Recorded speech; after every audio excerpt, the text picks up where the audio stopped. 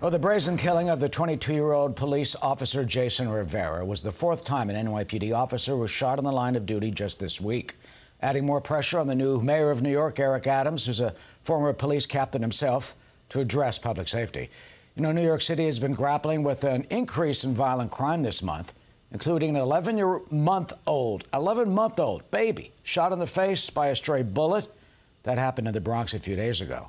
Mayor Adams calling on Congress to do more about gun violence, and is pushing back against the progressive push in his own party, from calls to disband police departments, to releasing criminals back on the streets, to not even charging some crimes. Joining us now is Jennifer Harrison, founder of the group Victims' Rights New York.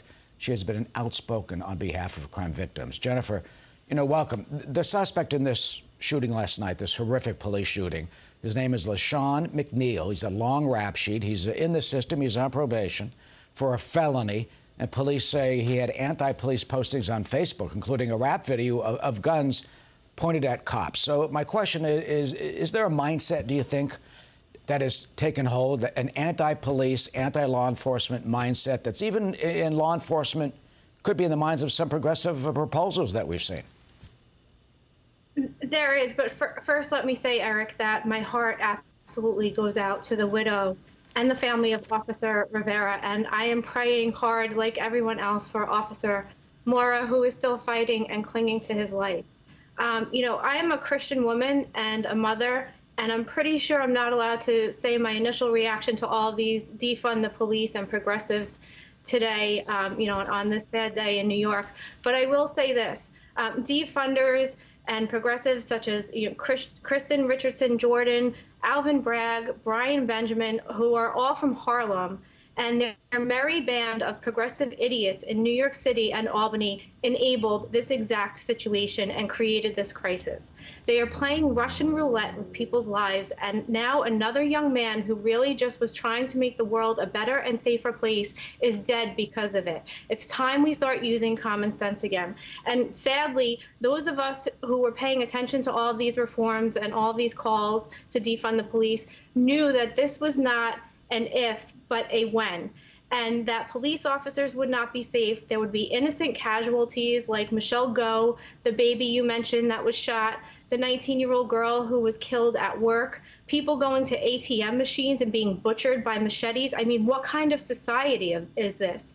And how many New Yorkers, police officers and civilians, are waking up every day wondering if they will be next? You just mentioned Michelle Go. She was pushed allegedly by a mentally ill man who had been in the system. And you also just mentioned some local officials. How do you hold them responsible? I mean, here's a guy, this suspect, look, he has at least 5 arrests.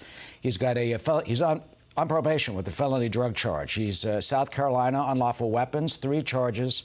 In Pennsylvania, a drug and a narcotics charge, and assaulting a police officer. So how, in your view, has the atmosphere of these progressive reforms led to what we're seeing now? Their announcements of leniency and constant advocacy for the criminal rather than law-abiding citizens is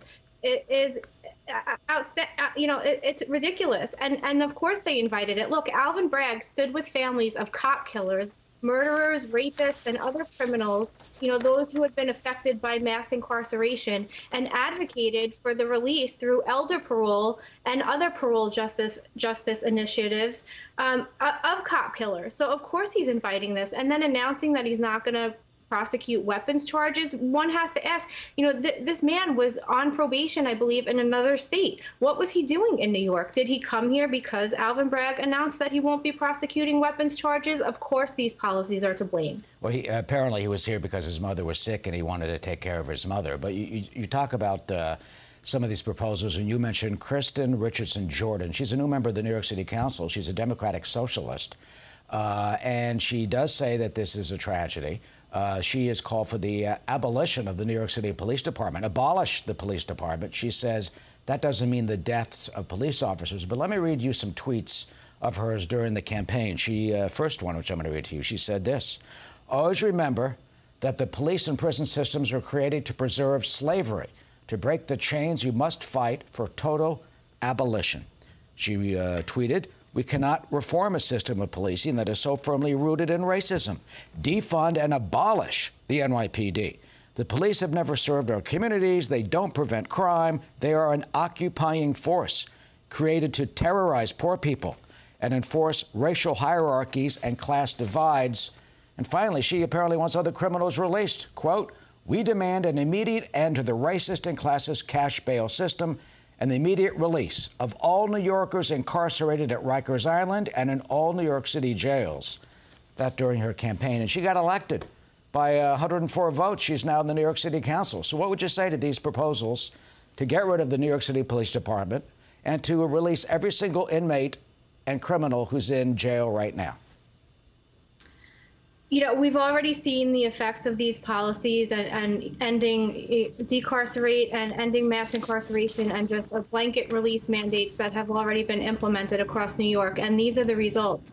And police officers did respond last night to help the community. And you know, one is now clinging to his life and another is dead.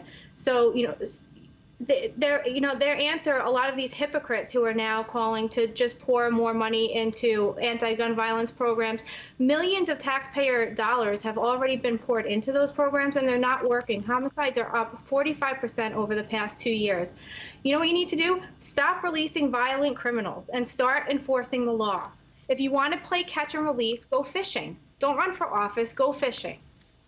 Jennifer Harrison of the group Victims' Rights New York. Her boyfriend was savagely stabbed to death, and that has made her an activist. Speaking on behalf of crime victims, the young police officer, 22 years old, going to help his neighbors.